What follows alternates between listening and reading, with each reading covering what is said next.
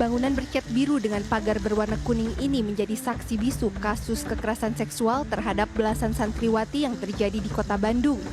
Bangunan yang terletak di dalam kompleks perumahan di kawasan Cibiru ini merupakan pondok pesantren tempat para santriwati tersebut menimba ilmu. Bangunan ini merupakan satu dari 3 pesantren yang dimiliki oleh terdakwa Heri Wirawan. Inilah lokasi pesantren yang menjadi salah satu TKP kasus kekerasan seksual yang menimpa santriwati di Kota Bandung. Berdasarkan pantauan kami saat ini kondisinya kosong dan sedikit tidak terawat. Dan berdasarkan informasi dari warga juga dikatakan memang sudah tidak ada aktivitas di pesantren ini sejak beberapa bulan yang lalu. Menurut warga yang berada di sekitar lokasi, pondok pesantren ini berdiri sejak 2 tahun lalu. Sehari-hari warga mengaku tidak terlalu mengetahui secara pasti kegiatan apa saja yang dilakukan di dalam pesantren. Warga sebenarnya tahu nggak sih Pak tentang kasus ini atau kayak gimana sih? Apa shock juga atau gimana? Kalau warga ya shock juga sih sebetulnya karena waktu itu kan kita nggak tahu ya, warga juga nggak tahu bahwa ini pesantren. Pas itu ya pas ada penggerebekan gitu, otomatis semua warga itu bengong, bingung gitu ada apa masalahnya. Nah kebetulan ada dari kepolisian ini ya pelecehan gitulah gitu. Ya warga juga mau marah gimana gitu karena mungkin di sini kan negara hukum ya. Jadi warga juga pada lihat paling di situ berteriak katanya gitu. Karena ini yang punya ini namanya Pak Heri kalau nggak salah itu jarang di sini. Oh, jarang sini. Jarang kali-kali lah ada ke sini. Tapi kalau murid-muridnya ada di sini tinggalnya berarti ya Pak? Ada beberapa yang beberapa mondok, murid gitu ya? Ada di sini beberapa. Kalau saya lihat mah kadang-kadang ada 10 orang gitu ya. Paling lebih ya 15 lah. Itu ada emang di sini sih sebuah perempuan di sini. Kasus pemerkosaan terungkap setelah korban melapor kepada pihak kepolisian pada bulan Mei 2021. Kasus ini semakin disorot setelah viral di media sosial. Salah satu pendamping saksi dan korban, Mari Silvita, menyebut pada bulan Oktober 2021 ia bersama rekannya mendapatkan aduan dari orang tua korban karena meskipun tersangka sudah ditahan, kasusnya tidak ada perkembangan. Ia pun berinisiatif melakukan pendampingan dan investigasi terkait kasus ini.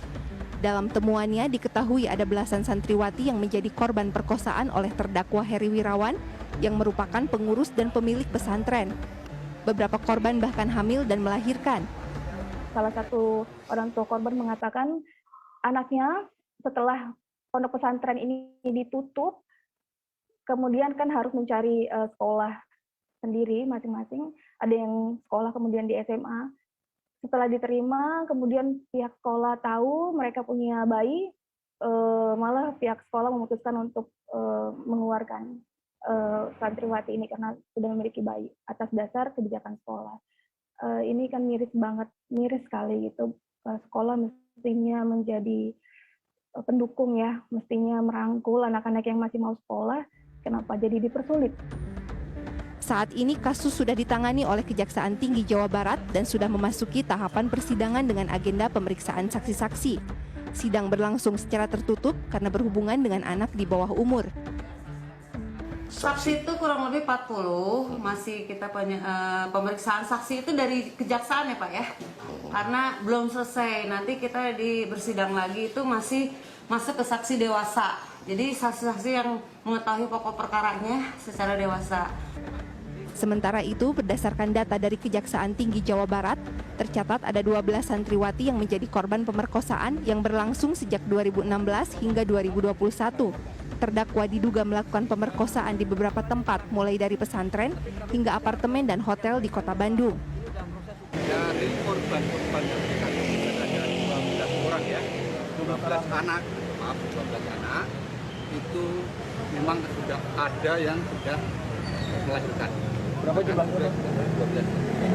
Ada 8 anak. Dari hasil perbuatan ya, perbuatannya si HW tadi dengan korban-korban itu. Setelah ada yang sudah melahirkan dari korban itu yang jumlahnya menjadi 8. Kemudian juga ada yang masih hamil, ada 2 ya. Ada 3 masih.